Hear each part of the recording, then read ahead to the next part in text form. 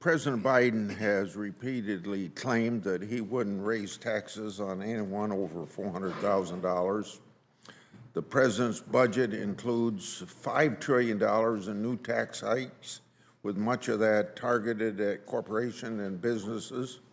Of the $5 trillion, approximately $2.7 trillion is targeted primarily at corporations. Now I quote or refer to the executive branch study on its website. Treasury Office of Tax Analysis provides a distributional analysis for all taxes.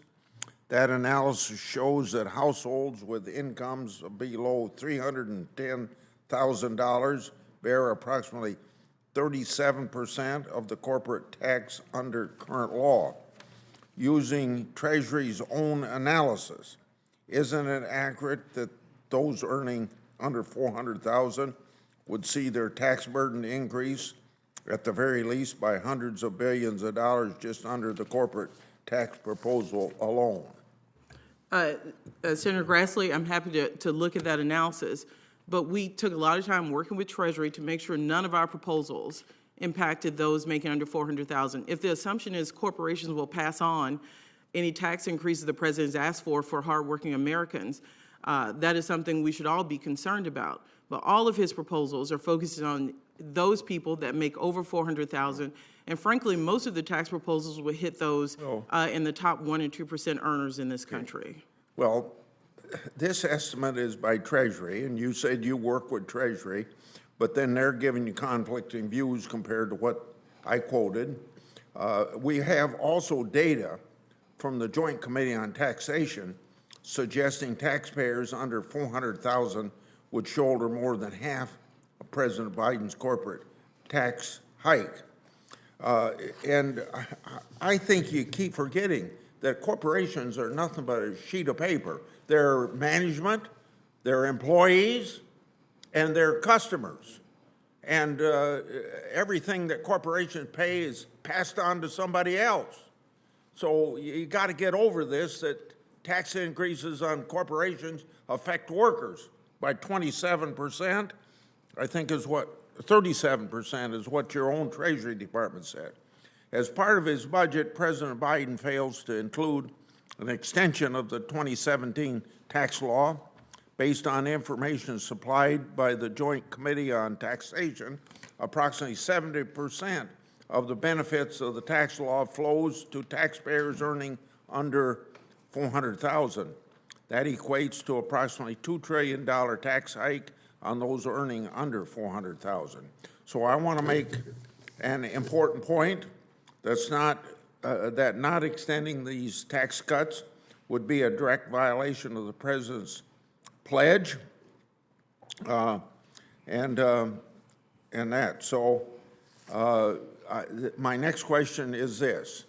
The nonpartisan Congressional Budget Office has been providing Congress with an independent analysis of the president's budget since the 1970s.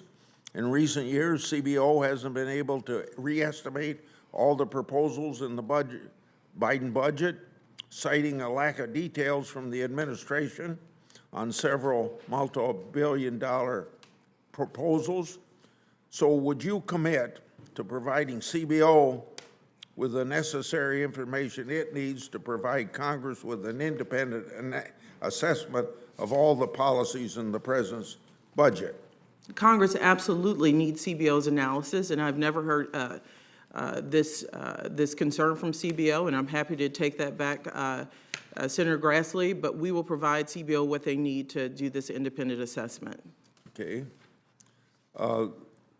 My last question is, the president's budget estimates that making Obamacare subsidies permanent for higher income earners, some of whom make over $200,000 a year, will cost $273 billion over 10 years.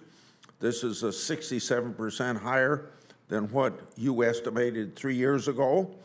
Enrollment only explains half of this increase. Obamacare subsidies are growing 4 times greater compared to total national health expenditure. Could you explain this re-estimated $110 billion increase in Obamacare subsidies to high-income earners, and keeping in mind enrollment only explains about half of this increase, why do Obamacare subsidies cost much more than overall health care costs?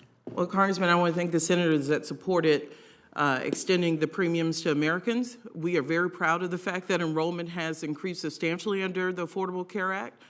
Happy to go look at the analysis, but I think the good news story here is more Americans have access to health care through the Affordable Care Act.